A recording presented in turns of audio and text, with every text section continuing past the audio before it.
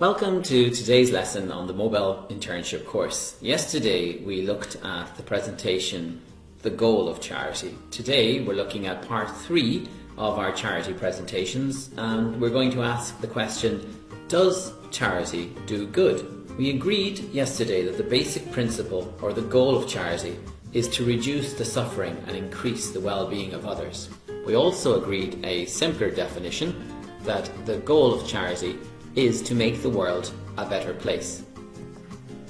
We also learned, unfortunately or sadly, that charity can be done badly.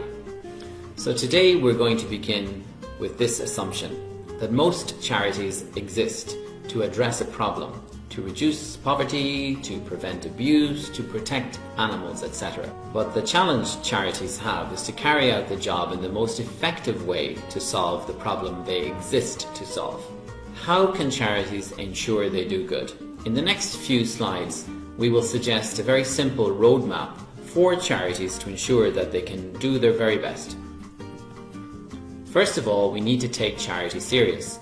Some of the problems that charities exist to solve are some of the world's most intractable problems, some of the largest problems we have. So we need to, as the visual in the slide says, we need to upgrade our thinking.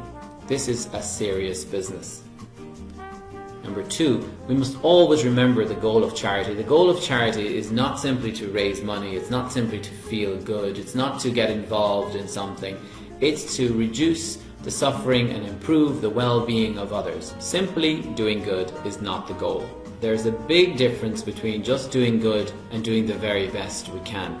And charity must exist to do the very best it can to solve the problem for which it exists to solve. We are all biased. We all have psychological biases. It's easier for us to donate to a friend than an organization.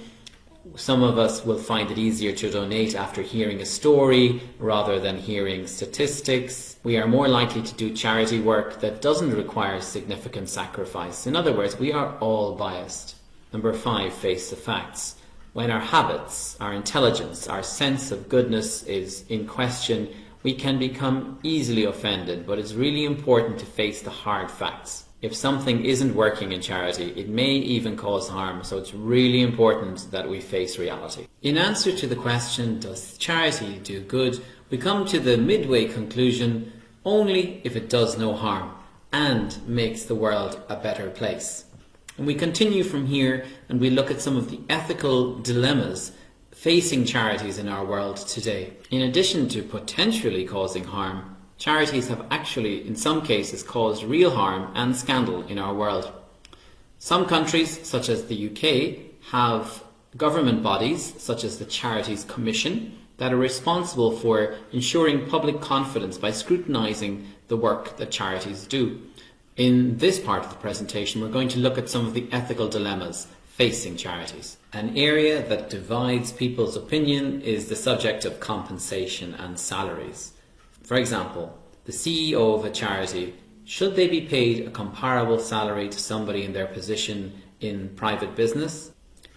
Is high pay justifiable for the CEO of a charity who has a big impact on the actual work of the charity, or should the majority of the charity's money be used for the beneficiaries of the charity, actually used for charitable purposes? These questions are very, very tricky. There are some people who argue that people working in charity are paid too much, and on the other side there are people who argue that people who work in charities and non-profit organisations are paid too little. Then you have the thorny subject of volunteers. Should volunteers be paid, or should they be 100% on a voluntary basis? What about travel expenses, etc.? These are some of the daily decisions that face charities, and we're going to look at those and we're going to look at others and have some lively discussion on this course.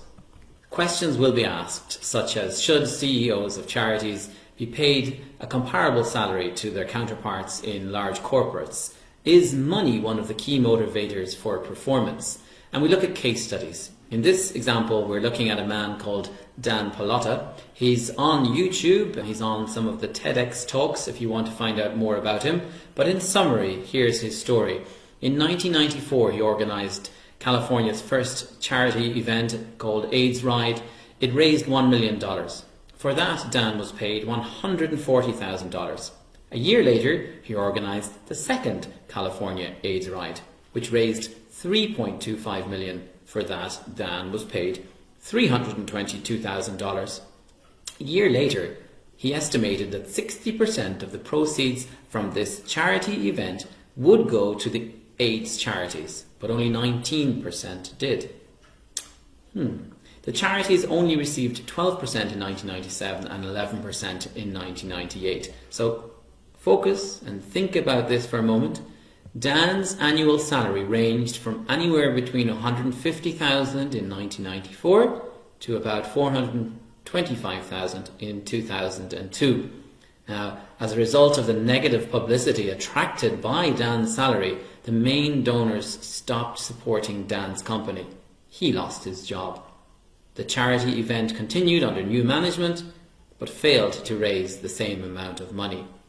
Now, the question remains, would the charity have been better off continuing to pay Dan at a high salary and raising more money for the charity, or was it a better decision to fire him, to move him from his position, to, let's say, to save the reputation of the charity itself? And these questions are dilemmas.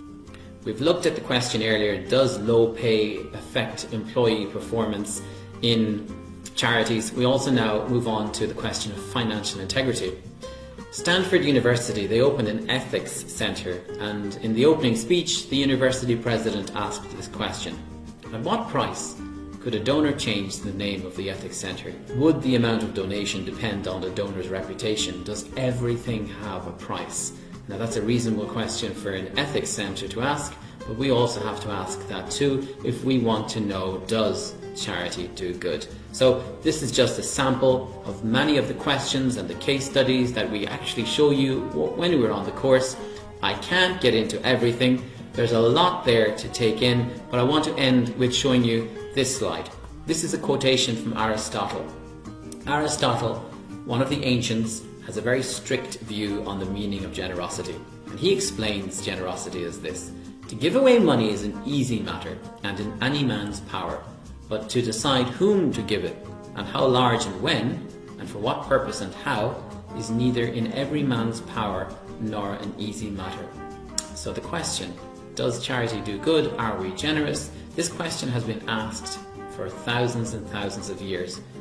We're not going to claim you'll find the answer on the Mobell course, but we're certainly going to enjoy discussing it and learning together. So again, I invite you to sign up for the Mobell course, and I hope to meet you online someday soon. Bye bye for today.